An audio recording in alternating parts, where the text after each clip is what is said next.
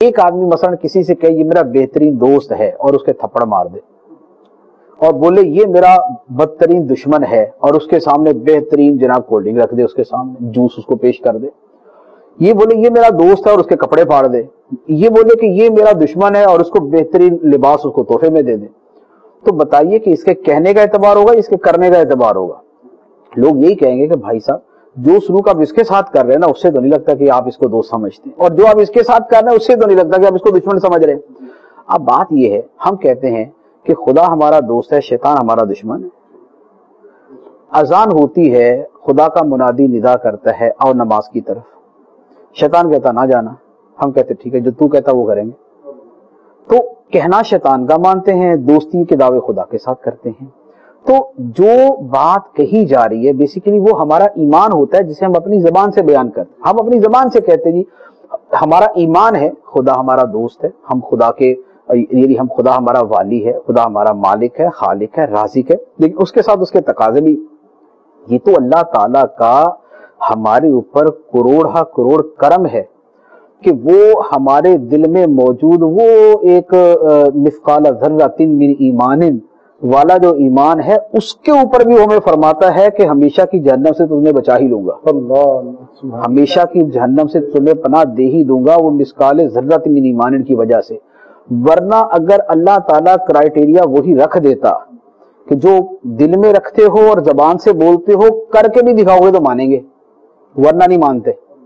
जैसे हमारा दुनिया में क्या रवैया होता है, आप मुझे 1000 बोले कि मैं आपका खैर खा हूं और आप हर जगह मेरी काट करते फिरे, हर जगह मुझे नुकसान पहुंचाएं, कोई मेरी बात ना मारे, तकलीफ मुझे कदम कदम पे पहुंचाएं, राहत का नामो निशान ना हो, तो आपके जो है वो आपके दिल के अंदर हो सकता है किसी कोने गोशे के अंदर कोई अकीदत नाम की चीज हो, लेकिन मैं आपकी उस दिल की उस चीज को या आपकी जबान का मैं नहीं एतबार करूंगा। मैं बोलूंगा कि भाई जब तक प्रैक्टिकली आप मेरे साथ वो रवैया नहीं इख्तियार करेंगे कि जिसे मैं समझूं कि जो आप कह रहे हैं वो वाकईतन ऐसा ही है, तो मैं आपकी बात नहीं मानता।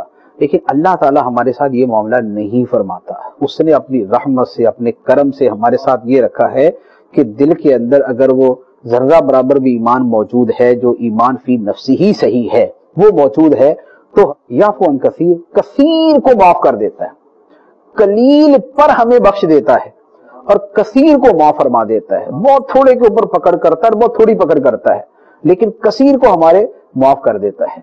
तो ये अल्लाह ताला की रहमत है। लेकिन कम अज कम एक बंदा जिसके अंदर शर्म नाम की चीज है, वो कम अज कम उस एतबार से तो गौर करे ना कि मुझे अल्लाह ताला के, मेरा अल्लाह ताला पे ईमान है, मेरा इन चीजों पे ईमान है, मेरे इस ईमान का तकाजा क्या है।